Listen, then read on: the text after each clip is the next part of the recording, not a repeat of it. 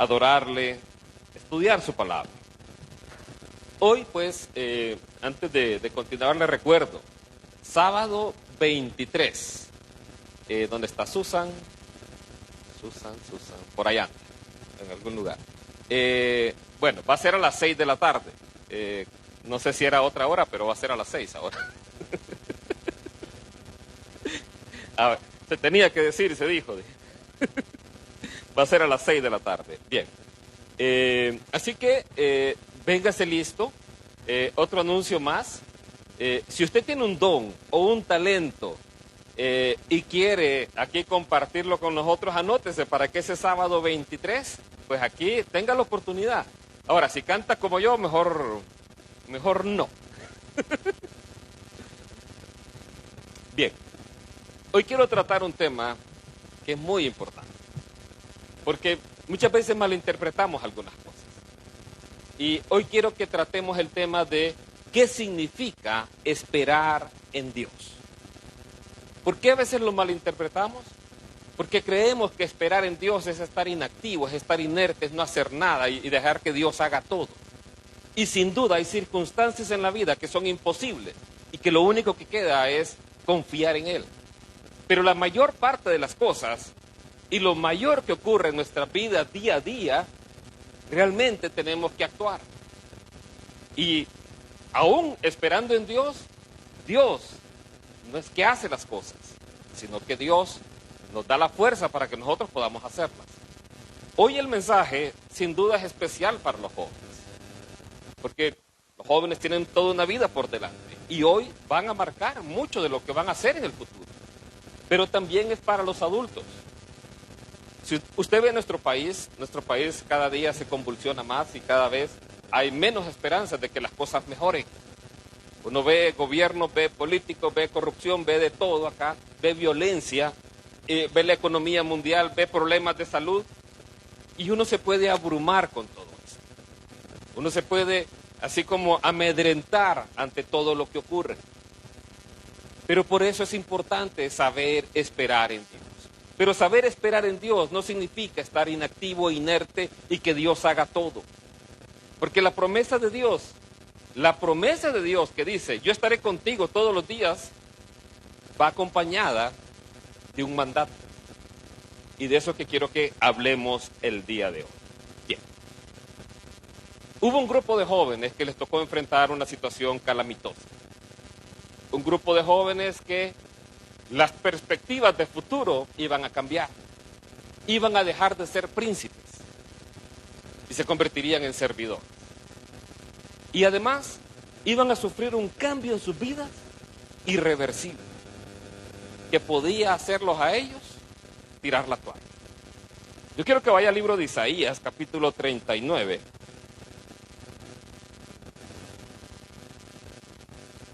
Entre las dudas que hoy se enfrenta nuestra juventud, porque mi hijo trabaja en medicina, en hospital, él nos cuenta cuántos jóvenes intenta quitarse la vida. Son gran cantidad de jóvenes que llegan a los hospitales y que no se puede hacer nada en muchos casos, intentando quitarse la vida. ¿Por qué? Porque no ven esperanzas de futuro. No ven cómo conseguir un trabajo. No ven cómo poder tener su casa a futuro. No ven cómo las cosas puedan cambiar y ser mejor. Ven los problemas de que el Olimpia siga siendo campeón. Hoy hay una palabra para los olimpistas aquí.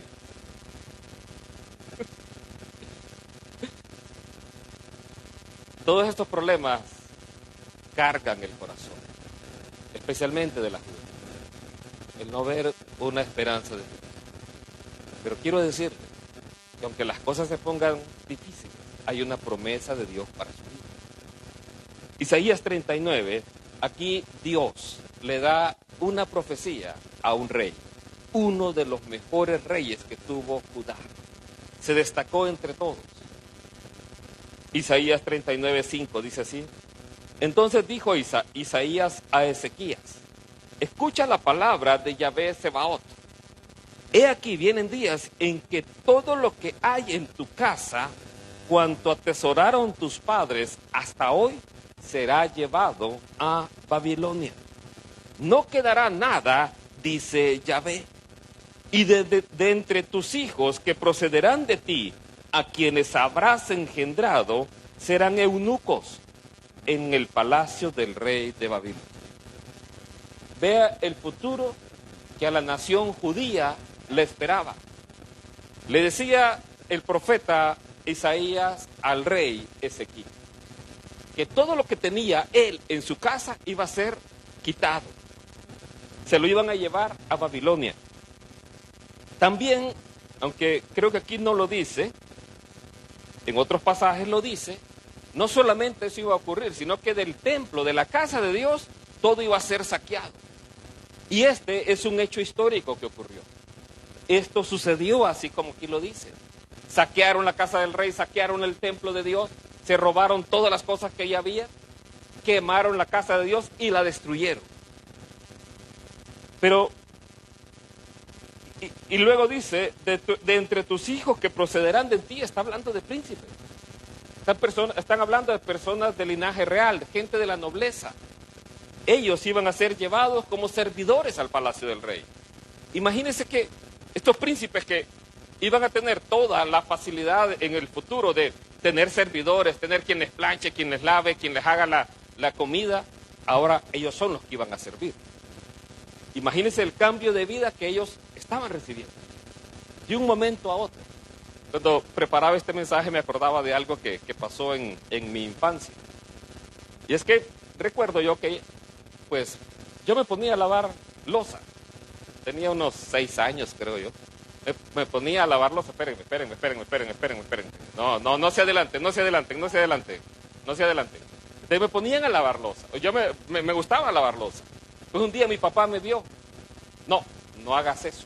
Eso es para las mujeres. Bueno, es para las mujeres, entonces voy a vivir la vida que me toca vivir. Me estaba educando para ser un buen esposo, un buen hombre. ¿Qué hacía yo entonces? Jugaba fútbol, comía, pásame el control remoto, y así va, como todo un buen esposo me estaba preparando yo en ese campo. ¿Qué ocurrió? Mi papá le tocó viajar a Italia y estuvo allá 3 meses. Mi mamá no lo acompañó. Cuando vino de allá, no, hay que aprender a planchar, hay que aprender a hacer comida, porque le tocó allá hacer todo eso a él solo. Entonces, ahí me cambió la vida. Y me tocó lavar, planchar, trapear, pero me pagaban, eso sí. Estos jóvenes iban a dejar de ser príncipes. Estos jóvenes que vamos a ver hoy, iban a dejar de ser príncipes para convertirse en siervos. Su vida iba a cambiar radicalmente. Pero además de eso, y creo que podría ser lo peor de todo, es que iban a ser los eunucos. Dice que van a ser eunucos para servir en el palacio del rey. Aquel sueño de casarse, tener una familia, no iba a ser posible para ellos. Entonces, imagínese usted en esa condición. Que hubiera sido uno de esos jóvenes, que hubiera sido uno de ellos. ¿Habrá renegado usted de Dios? ¿Habría usted dicho, Dios, ¿por qué permitiste todo esto? ¿Sabe por qué pasó todo esto? Por la desobediencia de la nación.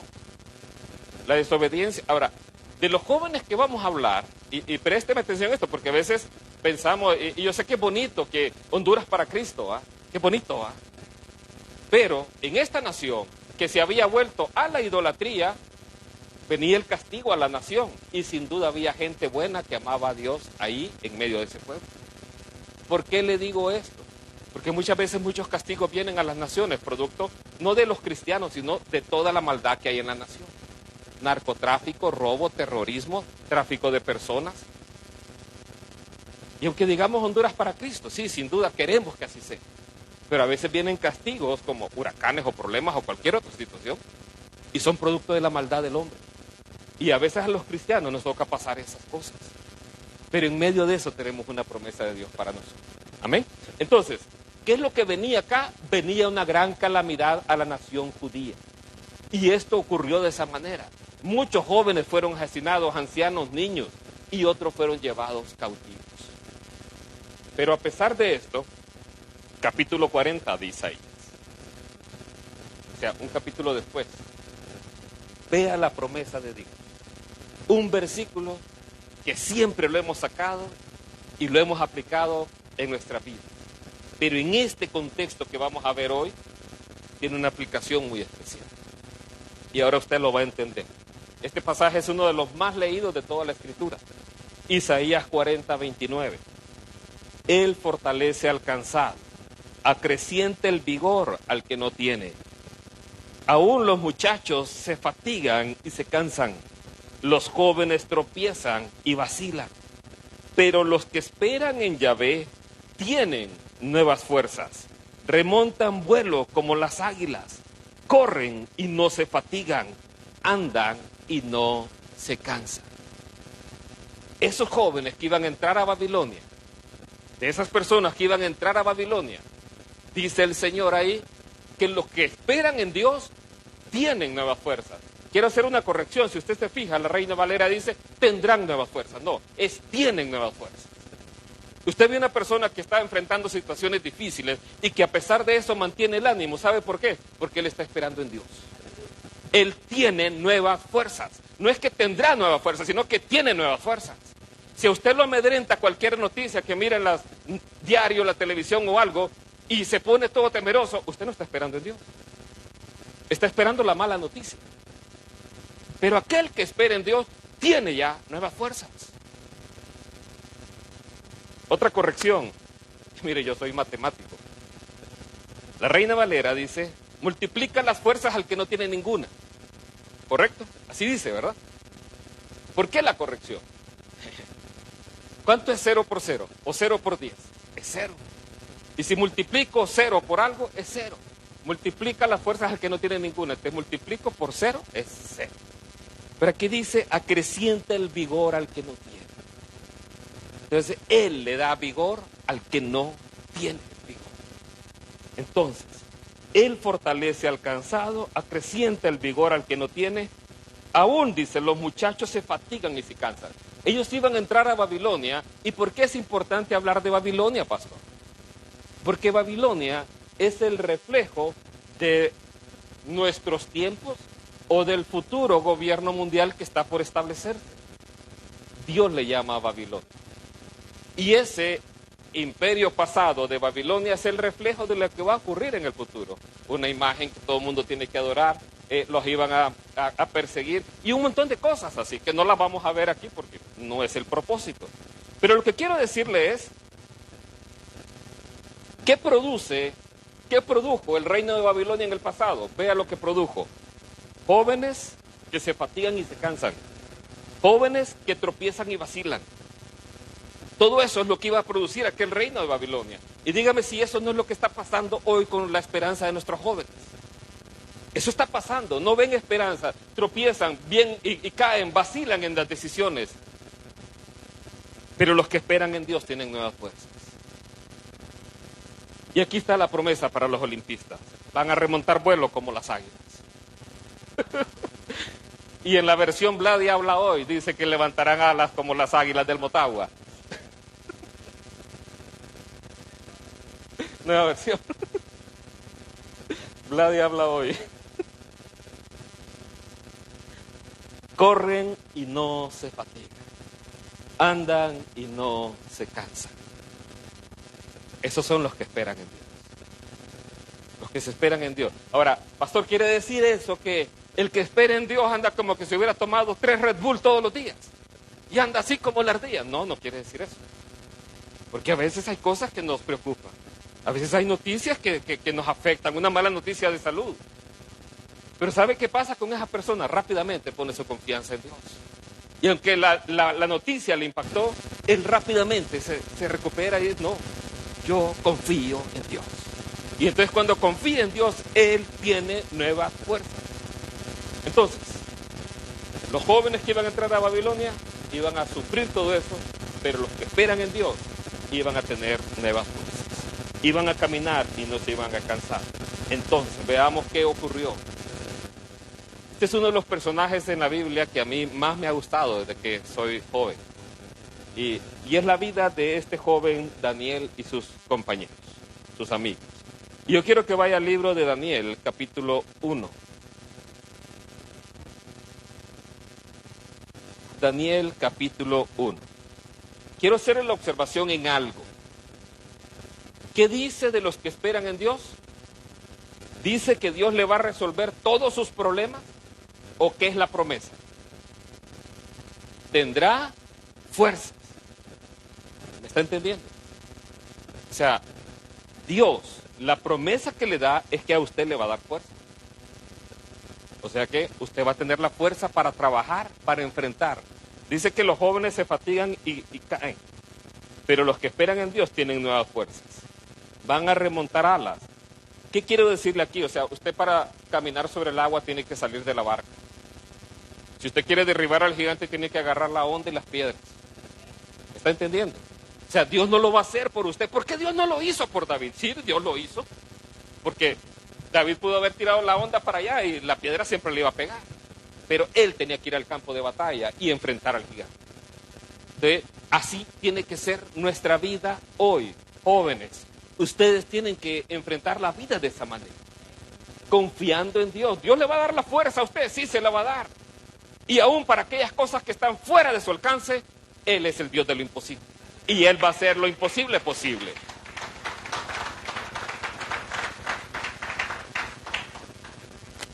Quiero que me preste atención en esto, especialmente los jóvenes. ¿Qué características le van a permitir a usted tener éxito en este tiempo? Así les permitió tener éxito a ellos en el reino de Babilonia. Daniel 1:3. El rey ordenó a Aspenaz, jefe de los eunucos, seleccionar a algunos israelitas del linaje real y de la nobleza. Jóvenes perfectamente sanos, de buen parecer, bien formados en sabiduría, cultos e inteligentes, y aptos para servir en el palacio real. Y ordenó que se les enseñara la lengua y literatura de los caldeos. Vean. Y por eso es que yo creo que sí, Daniel fue uno de los eunucos. Porque pusieron al jefe de los eunucos sobre él. Y además lo prepararon para servir en el palacio del rey. Y no hay referencia histórica a que él haya estado casado. Por eso es que mi conclusión sobre Daniel y estos jóvenes es que precisamente eran eunucos. ¿Qué cosas buscaba el rey? ¿Qué cosas valoraba aquel imperio? ¿Qué cosas se valoran en nuestro tiempo? Dice, seleccionar algunos israelitas, en primer lugar dice, del linaje real y de la nobleza. No cualquier persona, sino personas seleccionadas. Iban a ser personas escogidas. Esto ocurre hoy en las empresas. Aquellos que trabajan en empresas y que alguna vez le toca entrevistar a alguien, se fijan en ciertos detalles que no son comunes en la gente. Integridad, responsabilidad, un buen carácter. Uno valora todas esas cosas. O sea, no es común de la gente. No es el común de la gente. Ahora, quiero decirle algo. Lo ideal es que los cristianos fueran así. ¿Por qué digo lo ideal? Porque a veces uno se mete en problemas al contratar a cristianos, fíjense. Son los más haraganes. ¿Verdad? No, en serio. No todos, o sea, no todos. No todo aquel que dice soy cristiano es cristiano. Pero, ¿qué dice la Escritura acerca de usted? A vosotros sois linaje escogido, real sacerdocio, nación santa. Daniel, pueblo adquirido por Dios. Daniel es llevado en el reino de Babilonia y llega a ser ahí, alto en el reino de Babilonia. Y luego vienen los medo-persas y otra vez. ¿Por qué? Porque él era fiel en todo y ninguna causa encontraban contra él, sino la única, que era creyente en Dios. Esa fue la única causa. Hoy esa causa puede ser causa de despido en algunos lugares. Hoy puede empezar a haber conflictos. Sin duda, cada día se abre más este tema de la identidad de género. Y ojo, ya lo hemos hablado. Y no estamos en contra de eso. El problema es que le quieren imponer a usted a que ande una bandera así. Ese va a ser el problema. porque eso sí nunca lo vamos a agarrar. O sea, así como respetamos nosotros, tienen que respetar a los cristianos. Bien, volviendo al punto, no me distraigo. Entonces, del linaje real, de la nobleza, o sea, alguien distinguido, alguien diferente, así tiene que ser usted. Vea esta otra, esta me gustó. Jóvenes perfectamente sanos. ¿Por qué me gustó esto? Porque muchos tenemos problemas de salud, pero nos descuidamos. Porque no cuidamos nuestra salud. Porque no tomamos una acción en relación a eso. Venimos, mire, yo he sufrido de problemas de la rodilla, pero gracias a Dios ya me toca tomar las riendas en el asunto. Y no puedo seguir engordando, la vitamina H no es saludable. Si usted tiene problemas de salud, tome las riendas del asunto. Haga ejercicio, camine, aliméntese bien. Si usted, no, es que pastor, el diablo me está atacando. ¿Y qué le pasa, hermano? Tengo diabetes. Y es que el diablo me ataca. Claro, ¿y cómo está así? Hermanito, ¿cómo es eso? Dios a usted le da fuerzas. No venga después a Dios que me lo sane. Que le baje 40 libras de un solo Dios ahí, que le impongan las manos al pastor Raúl. Y no. Una liposucción espiritual, ¿quiere usted? No, o sea, perfectamente sano. Sin duda, hay enfermedades que vienen porque existen y aún ahí, haga su parte. Cuide hasta donde sea posible su salud. Pero no provoque problemas de salud innecesarios a su cuerpo. Su cuerpo es templo y morada del Espíritu Santo. Y aún del uso de su cuerpo, usted le va a rendir cuentas a Dios. ¿Ok? Bien. Jóvenes perfectamente sanos, de buen parecer. Gracias a Dios no viví en esa época, seguro me llevan cautivo.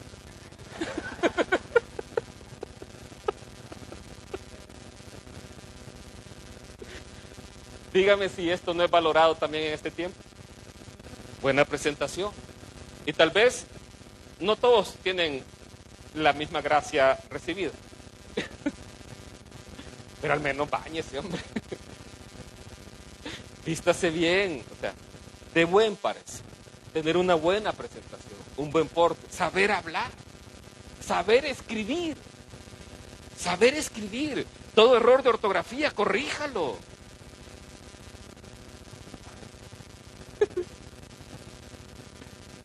Vea este otro.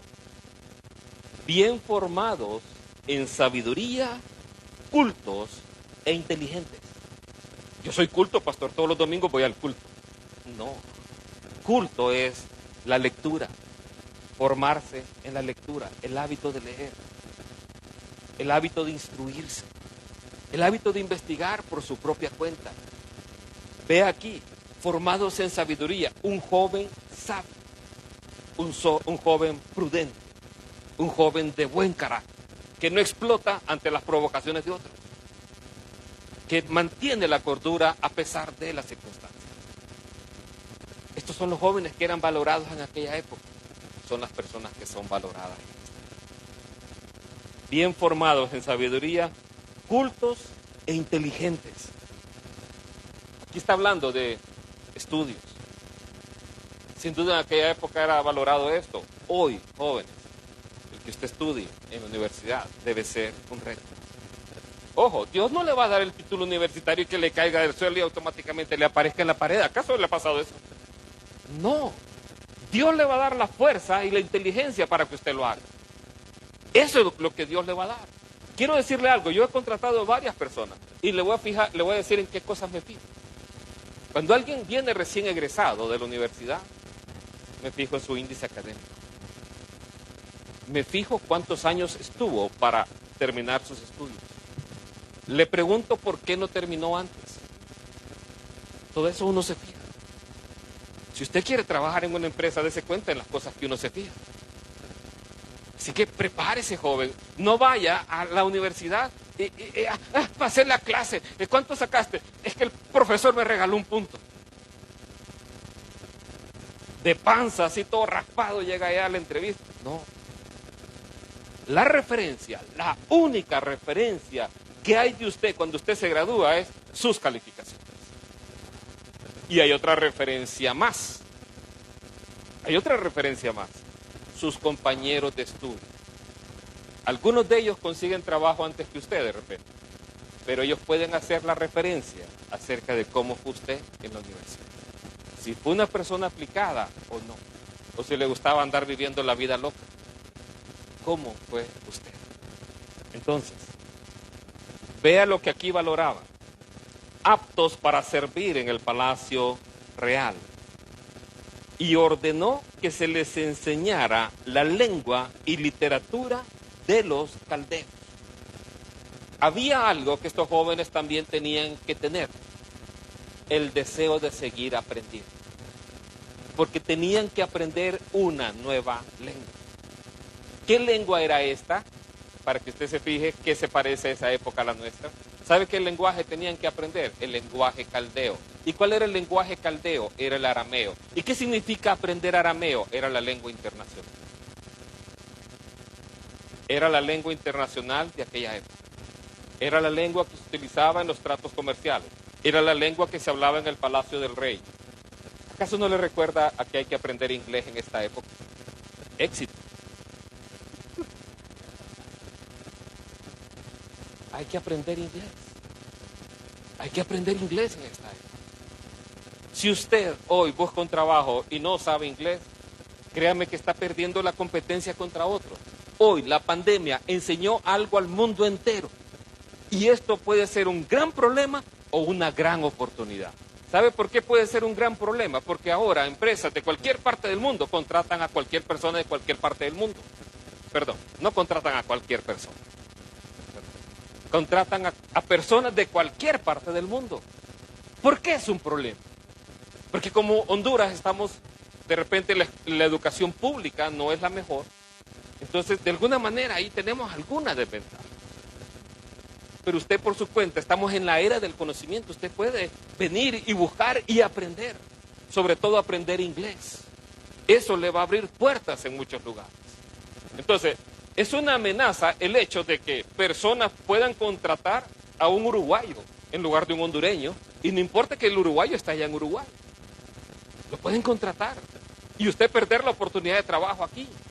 Porque ahora se puede trabajar remotamente. Pero es una oportunidad también. Porque empresas de Estados Unidos están contratando a gente hondureña. ¿Por qué? Porque no le tienen que pagar lo que le pagan a un estadounidense. Le pagan menos, pero le pagan menos allá. Pero aquí eso es un montón de dinero. Es así. Pero tiene que saber inglés. No, pastor, yo sé hablar con la F. Ajá. Ajá. Ajá. Tiene que machucar el inglés. Tiene que aprenderlo y no tenga temor. Entonces, esto era lo que el rey buscaba. Estas características son las que para ellos eran valiosas en aquel imperio. Hoy estamos en una época muy parecida y esto sigue siendo vigente. Sin duda, no quiero decirle que no va a tener trabajo, si va a tener trabajo porque Dios está con usted. No he visto justo desamparado ni su descendencia que mendigue pan. Pero un justo trabaja, un justo se esfuerza, un justo es valiente. Amén. Mire, ¿cuántos saben que Dios está de su lado? La pregunta no es esa entonces. Porque si todo el mundo sabe que Dios está de su lado, la pregunta verdadera es, ¿usted está del lado de Dios o no? Le voy a recordar la promesa. Josué 1:9. No pierda a Daniel, porque ya vamos a seguir ahí. A nosotros, ¿cómo nos gusta esta promesa? Serás prosperado en todo lo que hagas. Estaré contigo donde quiera que vayas.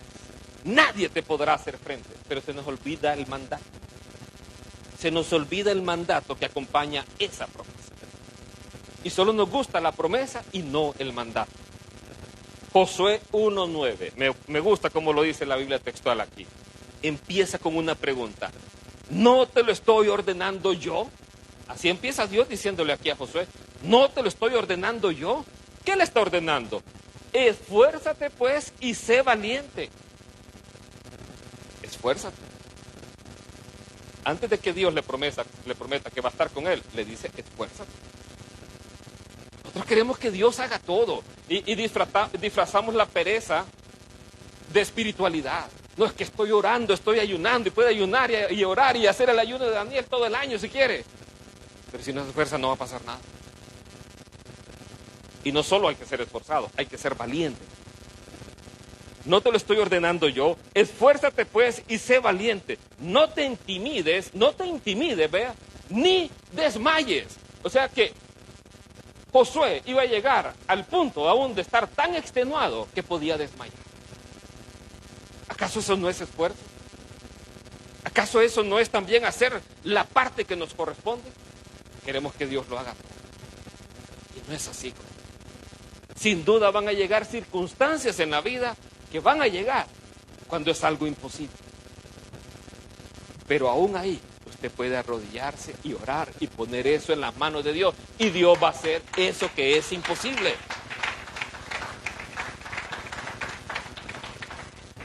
Vea qué interesante. Y aquí es donde viene la mala interpretación del versículo. Dios le dice, esfuérzate pues y sé valiente, no te intimides ni desmayes, porque Yahvé tu Dios está contigo donde quiera que vayas. Entonces, ¿qué es lo que dice Dios? ¿Usted sabe que Dios está con usted? Bueno, esfuércese y sea valiente. Esa es la forma en que usted demuestra que cree en Dios, esforzándose y siendo valiente. Yo creo que Dios está conmigo, entonces yo me esfuerzo. Yo creo que Dios está conmigo, soy valiente. Mire, esta semana ahí en uno de los videos que vi, parecía uno que daba una explicación interesante. A ver, cuando una persona le falla a otra, una persona deja de confiar en esa persona porque le falló. Y en la medida que siga fallando, menos confío en esa persona. Voy a llegar a tal hora y no llega, no, ya la conozco. Ya, no, va a llegar 3 horas después, no importa. Menos confía en esa persona, correcto. Pero el problema es que cuando el que falla es uno contra uno mismo. ¿A qué me refiero? En enero, pastor, empiezo la dieta. Y llega enero, no, es que estaban ricas las torrejas y me sobraron, pastor. Y sigue. Y llega febrero, es que es mi cumpleaños, pastor. Y sigue marzo, es que es Semana Santa. Se está fallando usted a usted mismo. ¿Qué pasa? Usted deja de confiar en Dios. Pierde la confianza en sí mismo. Y comienza el problema de autoestima. Y la autoestima viene precisamente en que usted ya no cree en usted mismo. Ya no creo que puedo hacer algo, ya no creo que puedo hacer esto, porque fue cediendo en esas cosas y llega al punto en que usted ya no cree en lo que usted puede hacer. Me pareció interesante la explicación, no sé si sea cierto, ahí evalúen. Pero ¿por qué le digo esto? Porque usted tiene que ser alguien que se proponga algo y se ponga a hacerlo. Mire, este tema en particular normalmente lo trato a principios de año. Pero no puede esperar. Usted tiene que tomar las riendas de su vida, sus estudios, su trabajo, seguir preparándose. Mire, alguien dice, se es anciano cuando usted deja de soñar, cuando usted deja de creer. De tal forma que hay jóvenes, o sea, hay personas que tienen cuerpo de joven pero mente de anciano. Así, ya no creen, ya no sueñan, ya no planean, están en un constante estado están inertes prácticamente. Hay otros, al contrario, que tienen el cuerpo de tibo y siguen soñando. Es que no está tibo ahorita. Y siguen soñando. Hay que seguir soñando. Miraba a alguien que decía a Clint Eastwood. No sé si usted ha visto a este actor, que a la edad que tiene, 90 años, sigue actuando. Y le preguntaron cómo lograba hacer eso. Es que yo dejo al hombre viejo fuera. Yo sigo activo, yo sigo leyendo, yo sigo soñando, yo sigo haciendo esto y lo otro. Y sigo dejando al hombre viejo fuera. Pero muchos han dejado que el hombre viejo los venga y se apropie de su mente de tal forma que ya no creen poder hacerlo. Hay que seguir creyendo, hay que seguir soñando. A estos jóvenes les vino una calamidad, a los jóvenes que estamos hablando. Y vea si ellos siguieron soñando. Daniel 1. Un detalle más. Nunca diga que no puede hacer algo. Nunca diga eso no me corresponde. Hay que tener una actitud valiente en todo lo que uno enfrenta. Cuando pensaba en esto, y perdón que me ponga de ejemplo, pero es que no puedo contar la vida de ustedes a menos que me la cuenten y me den permiso. En el trabajo nos tocó enfrentar un problema muy difícil. Muy difícil. Nos robaban en los sitios. Nos robaban un montón. Todos los días. En un montón de lugares. Y en la empresa no había un área de seguridad. Un área de seguridad que se encargara y resolviera el problema. Pero el área que sufría las consecuencias estaba ahí y entonces me pasan a esa área. El día que me cuentan el problema, quise tirar la toalla. Pero al día siguiente no, vamos a hacer y vamos a resolver este problema. Nos dieron $5 millones para resolver el problema. Pero yo soy ingeniero, yo no soy de seguridad. Bien pude haber dicho, no, hombre, traigan a la policía, veamos, o contratemos a James Bond o a alguien que venga a resolver esto. O sea, ¿cómo lo voy a resolver yo? Pero no, ¿sabe qué hicimos? Había una estrategia por la cual habían dado los $5 millones y la habían puesto ahí sobre la mesa para tratar de echarla a andar. A mí no me parecía. ¿Sabe qué hicimos? Empezamos durante varias semanas. Me tocó salir todos los días como a las 10 de la noche, analizando por qué los ladrones nos asaltaban, qué era lo que a ellos les atraía, qué cosas los disuadían. O sea, era mente criminal ahí la que había que desarrollar. Y empezamos a ver y empezamos a encontrar patrones. Y encontrando patrones, dijimos, hagamos esto. Creemos que esto va a funcionar. No dijimos, no se puede. No, dijimos, hagamos esto. ¿Sabe que en 4 meses redujimos los robos en 85%? En un 85%. Entonces, Dios está de su lado. No se intimide, no tenga miedo. Hay gente que dice, no, eso yo no lo puedo hacer. Mire, recuerdo a alguien que mi esposa lo conoció, le decíamos el ingenierazo. El ingenierazo era alguien, era mayor de hecho, era una persona mayor. Pero él le decían, mira, hay que hacer esto. Mire, yo no sé cómo hacerlo, si me explica yo lo hago. Uno le explicaba y él lo hacía. Él no sabía manejar y le dieron el carro y aprendió. Lo que voy yo es, la actitud es importante.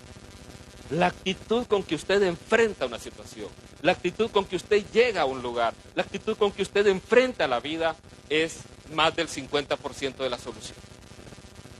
Dios a usted le va a dar fuerzas, Dios a usted le va a dar ánimo, pero Dios no va a hacer el trabajo por usted. Dios no va a venir y le va a hacer las cosas que usted tiene que hacer en el día a día. Dios no va a venir a estudiar por usted. Y que usted en el día del examen, ay Dios, el diablo, dame la respuesta. No, la respuesta no le va a caer del cielo. Si uno estudió, saludos, gracias a Dios que se aplace. Porque Dios al hijo que ama, disciplina. Entonces que lo aplacen está bien si no estudió. ¿De acuerdo? Bien, sigamos, no me distraigan. Daniel 1:5. Esperar a Dios significa estar con una actitud esforzada y valiente. Significa estar confiando en Él, pero estar no solamente esperando. Déjenme ver qué hora es. Okay. Daniel 1:5. El rey les asignó su ración diaria de la mesa real y del vino que él bebía para alimentarlos durante 3 años, al cabo de los cuales pasarían a servir al rey. Entre ellos habían unos judíos, Daniel, Ananías, Misael y Azarías, a los cuales el jefe de los eunucos les cambió los nombres, llamando a Daniel Belsasar, a Ananías Sadrach, a Misael Mesac y a Azarías Abednego. Entonces, 3 años para aprender la cultura, la lengua caldea, y además para recibir la alimentación que el rey les proporcionaba y el vino que él bebía. Y además querían cambiarles el nombre. Bueno, de hecho se los cambiaron. Yo quiero hacerle una referencia. en la Biblia el nombre representa la identidad y el propósito de la persona. Y entonces, el cambio de nombre en estos jóvenes representaba un propósito de cambiarle la vida, cambiar su identidad y desfigurar lo que Dios quería para sus vidas. Daniel, su nombre significa Dios es mi juez. Ananías significa don de Dios. Misael, quien es como Dios. Y Azarías, el Señor es mi ayudador. Eso significa. ¿Qué nombres quería darle estos gente en Babilonia? A Daniel, Belsasar, el príncipe Bel, una deidad de los caldeos. Ananías, Sadrach, iluminado por el Dios Sol. Misael, Mesac, ¿quién es Loqueacu? Otra deidad caldea. Azarías, Abed-Negó, un siervo de Nego. ¿A qué voy con esto, jóvenes? El mundo de nuestra era está diseñado para tratar de destruir su identidad. Destruir su identidad cristiana, destruir su vida como hijo de Dios o como joven inclusive. Hoy tratan de meter por todos lados culturas que son anticristianas, valores, simplemente valores contra la familia. Y todo eso entra por la música, la televisión, las redes sociales, las amistades. Todo eso influye para que usted pierda su identidad. Y no solo su identidad, su verdadero propósito. Y eso es lo que se trata de hacer acá en Babilonia. Versículo 8. Voy más rápido. Daniel decidió en su corazón no contaminarse con la comida del rey ni con el vino que bebía, por lo que pidió al príncipe de los eunucos que lo dispensara de esa contaminación. ¿Dónde se lo propuso Daniel? En su corazón. Yo quiero que note algo. Estos jóvenes habían perdido su rango de príncipe, su rango de nobleza, y habían sido eunucos. Bien tenían todas las razones para estar resentidos con Dios. Bien pudieron haber dejado de servir a Dios y me olvido de Dios, pero no. Y estoy hablando de jóvenes. Los jóvenes son más influenciables que los adultos. Este joven, Daniel, él se propuso en su corazón vivir en santidad para Dios. ¿Por qué no quería contaminarse con esta comida? Porque era comida ofrecida a los ídolos. Con el vino también era bebida ofrecida a los ídolos. ¿Y qué hizo Dios con ellos? Vea, verso 17. Dios concedió a estos 4 jóvenes conocimiento e inteligencia en todas las letras y ciencias. Y Daniel sabía, además, interpretar visiones y sueños. Vea que ellos humanamente eran bien preparados. Dios les dio inteligencia y sabiduría. Pero aún en las cosas imposibles, Dios actuó. Una de las cosas imposibles que más recordamos es cuando el rey tiene un sueño y que lo atormenta tanto y lo pone tan nervioso que se le olvida el sueño. Y él pidió a todos los astrólogos, a todos los adivinos, que le dijeran qué es lo que él había soñado y que le dieran la interpretación. Y le dijeron, rey, o sea, si no nos dices cuál fue el sueño, ¿cómo te quieres que te lo interpretemos? Si no nos dices, si no nos cuentas qué fue lo que soñaste, no podemos interpretarlo. No hay, dice, en ser humano que pueda hacer. Pero Dios le dio a Daniel el sueño y le dio la interpretación. Para las cosas imposibles, Dios actuó. Verso 18. Al cabo del tiempo, que el rey había fijado para prepararlos, el jefe de los eunucos los llevó delante de Nabucodonosor. Cuando el rey habló con ellos, no fue hallado entre todos ellos ninguno como Daniel, Ananías, Misael y Azarías. Y así permanecieron en presencia del rey. Y sobre todo asunto de sabiduría e inteligencia que el rey les consultaba, los halló 10 veces mejores que todos los magos y astrólogos que había en todo su reino. Quiero que vea y note detalles. Cómo Dios sigue llamando a estos jóvenes. No lo llamó por el nombre que quisieron poner, lo sigue llamando por su nombre. Daniel, Ananías, Misael y Azarías. Estos jóvenes no perdieron su identidad. ¿Se ha fijado cuando algunas personas que viajan fuera de Honduras y se van a otro país, el acento les cambia, ya se visten distintos, ya andan con pelo chele, y ya cambian, perdieron su identidad, ya se culturizaron? Ojo, no estoy criticando nada de eso, estoy hablando de lo que puede ocurrir. Estos jóvenes nunca perdieron su identidad. Siempre que Dios habla de Daniel, habla de Daniel. No habla del nombre que les quisieron poner. Jóvenes, en sus colegios, en sus universidades, van a encontrar a otros que van a querer llevarlos por ahí. Ustedes, para poder permanecer firmes delante de Dios, tienen que proponerse lo mejor.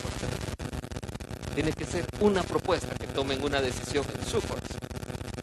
Y dice aquí que sobre todo asunto no hubieron otros como ellos, sino que eran 10 veces mejores. Cuando Dios está de nuestro lado, sin duda nadie contra nosotros. Eso nos enseña. Pero la pregunta es, ¿estás tú del lado de Dios? ¿Y estás tú de tu propio lado? Que a veces nosotros somos los boicoteadores de los mismos planes que Dios tiene para nosotros. Mire, Dios tiene planes de bien, planes grandes para su vida. Como son los cielos más altos que la tierra, así son sus pensamientos más altos que los nuestros. Pero el problema es que nosotros ni siquiera los creemos. Si nosotros los queríamos, deberíamos de avanzar en pos de eso. Hebreos 6:12 dice que no seamos perezosos, sino que seamos como aquellos que por la fe y la paciencia heredan promesas. Quiero que note cómo habla este pasaje. La pereza es contraria a la fe. Recuerde eso. La pereza es contraria a la fe. La pereza es no hacer nada. La fe no crea que es no hacer nada. La fe significa estar siendo esforzado, creer en Dios, estar activamente. Pero no solamente es estar esperando a Dios que me mande algo. No, es una fe activa. La fe sin obras es muerta. Eso dice Santiago. ¿Tienes tu fe? Pues yo te mostraré mi fe por mis obras. Muéstrame la tuya. Así dice. Entonces usted tiene fe cuando usted tiene una fe viva, que es activa, que lo lleva a caminar, lo lleva a creer. Y otra vez le repito, ¿quiere caminar sobre el agua? Salga de la barca. No se quede en la barca. Bien. Ese pasaje de Hebreos dice entonces que la fe es contraria a la pereza. Y lo otro que dice, y que muchas veces confundimos, la paciencia es contraria a la pereza. Alguien dice, no, yo estoy esperando, tengo paciencia. No, la paciencia es que a pesar de las circunstancias, usted sigue soportando y sigue adelante. A pesar de los maestros difíciles que le tocan, usted no tira la toalla, sino que sigue adelante. Eso es tener paciencia. Paciencia no es quedarse en la cama echado ahí todo el día. Eso no es paciencia, es pereza. No la confunda. No malinterprete los términos. Entonces dice Hebreos 6:12, que no seamos perezosos, sino que tengamos fe y paciencia para heredar las promesas de Dios. Termino con este pasaje, Jeremías 17:5. Estos jóvenes que estuvieron en Babilonia fueron jóvenes exitosos. Su corazón no se llenó de amargura a pesar de las circunstancias que les tocó vivir, sino que vivieron en santidad, esforzándose para Dios y dando honra y gloria a Dios. Cuando les tocó arrodillarse frente a la estatua, no lo hicieron, porque servían a Dios. Cuando le dijeron a Daniel, Daniel, no ores a otro Dios fuera del rey durante 30 días, Daniel oró a Dios, porque él creía en Dios y oraba 3 veces al día como siempre. Nunca renegó de sus circunstancias. Nunca renegó de haberlos hecho eunucos. Nunca renegó de haber dejado de ser príncipe. Siempre fueron fieles a Dios. Las circunstancias en la vida vienen, pero la promesa de Dios siempre está. Que Él va a dar fuerzas al cansado y multiplica al que no tiene fuerzas. Jeremías 17:5. Así dice Yahvé. Palabra dura es esta. Maldito quien confía en el hombre y se apoya en un brazo de carne, apartando su corazón de Yahvé. Quien confía en un hombre. No, pastor, es que yo tengo un conecte ahí en el gobierno y me va a dar trabajo. ¿Ok? Eso dice la Escritura. Usted tiene que confiar en Dios. Ojo, no digo que no busque oportunidades y no busque a alguien que le ayude, pero su confianza tiene que estar puesta en Dios. Y si sale trabajo, gloria a Dios. Y si no sale, dele gracias a Dios porque de algo lo está librando. O algo está librando a la empresa de contratarlo. Cualquiera de las dos. Será como retama en el desierto. ¿Qué es la retama, pastor? La retama ha visto en esta temporada unos arbolitos de Navidad que son como chiribiscas, que no tienen hojas, son solo las varitas. Así es la retama. La retama es como un árbol sin hojas o unas hojas muy chiquitas.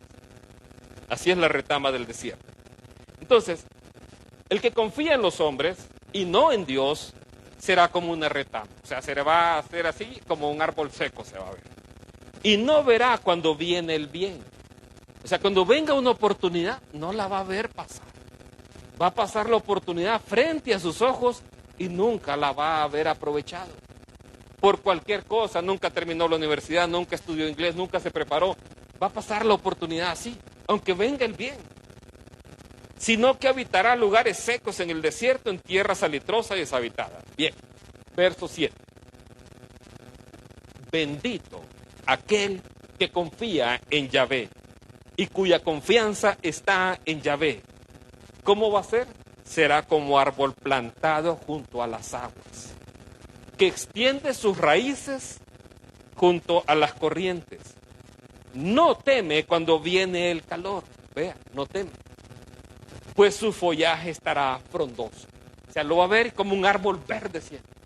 Todo lo demás está en sequía, pero él va a estar como un árbol verde. Va a haber problemas y él va a mantener la actitud, él va a mantener la confianza en Dios. Y en el año de sequía no se preocupará, ni dejará de dar su fruto. ¿Qué quiero decirles, jóvenes y adultos en esta ocasión? Esperar en Dios no es estar inerte, no es estar inactivo. Esperar en Dios es ser esforzado, ser valiente, prepararse, estudiar, caminar, creer, tener fe viva. Eso es esperar en Dios. Y sin duda van a haber momentos difíciles en nuestras vidas, que ahí lo que nos queda es estar quietos y confiar en Dios. Pero son pocas las circunstancias, la mayor parte de su vida, de su día a día, usted tiene que esforzarse, ser valiente, caminar y creer en Dios. Usted tiene que venir y agarrar el arado y seguir adelante.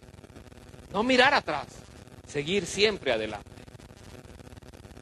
Ahí donde está, yo quiero que cierre sus ojos.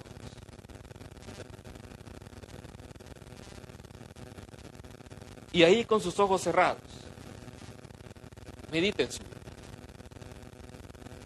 Estamos por terminar un año, el año 2023. Y estamos a punto de iniciar un nuevo año.